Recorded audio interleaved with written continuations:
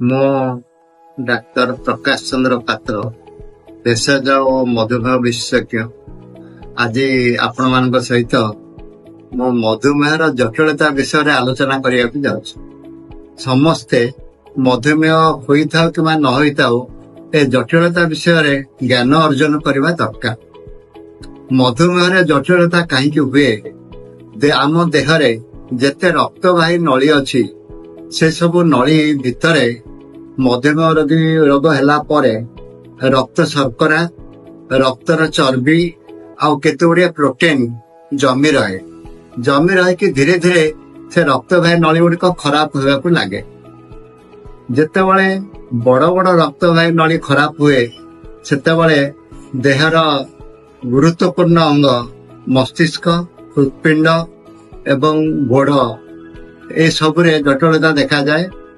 ଯେତେବେଳେ କ୍ଷୁଦ୍ର ରକ୍ତବାହୀ ନଳୀ ଖରାପ ହେବାକୁ ଲାଗେ, ସେତେବେଳେ ଚକ୍ଷୁ, କିଡନୀ ବା ମୂତ୍ରଯନ୍ତ୍ର ଏବଂ ନର୍ଭସ ସିଷ୍ଟମ ବା ସ୍ନାୟୁ ବିଭାଗରେ ଜଟିଳତା ଦେଖାଯାଏ।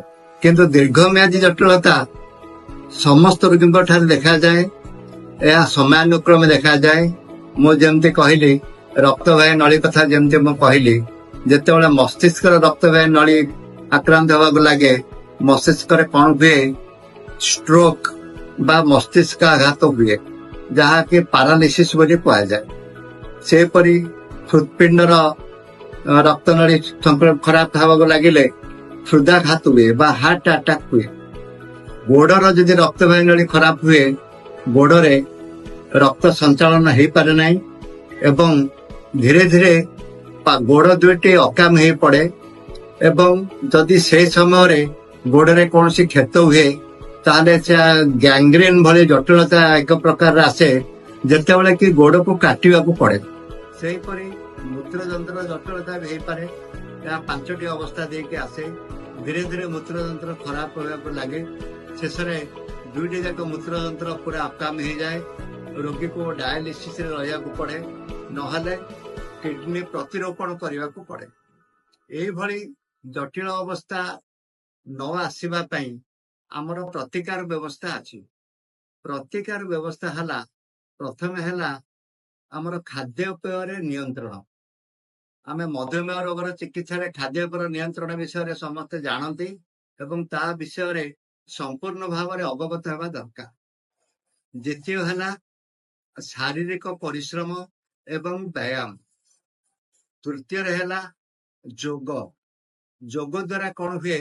ମାନସିକ ଚାପରୁ ରକ୍ଷା ମିଳେ।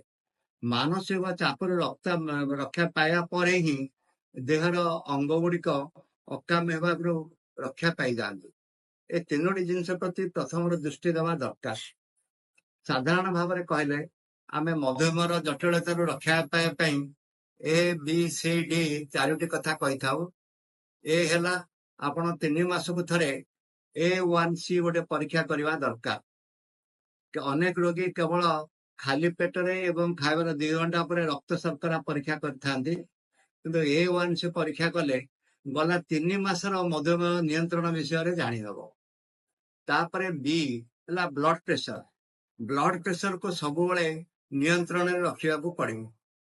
ତାପରେ C ହେଲା କୋଲେଷ୍ଟ୍ରଲ ବା ରକ୍ତର ଚର୍ବି। ନିୟମିତ ଭାବରେ ରକ୍ତର ଚର୍ବି ପରୀକ୍ଷା କରି ରକ୍ତର ଚର୍ବିକୁ ନିୟନ୍ତ୍ରଣରେ ରଖିବା ଦରକାର। D ହେଲା ଡାଏଟ୍ ଆଣ୍ଡ ଡ୍ରଗ୍ସ। ଡାଏଟ୍ ବିଷୟରେ ତ ମୁଁ ଆଗରୁ ତ କହିଦେଲି। ଡ୍ରଗ୍ସ ହେଲା ଔଷଧ। ଆଜିକାଲି ମଧୁମେହର ଚିକିତ୍ସା ପାଇଁ ବହୁତ ଭଲ ଭଲ ଔଷଧ ଆବିଷ୍କୃତ ହେଇଛି।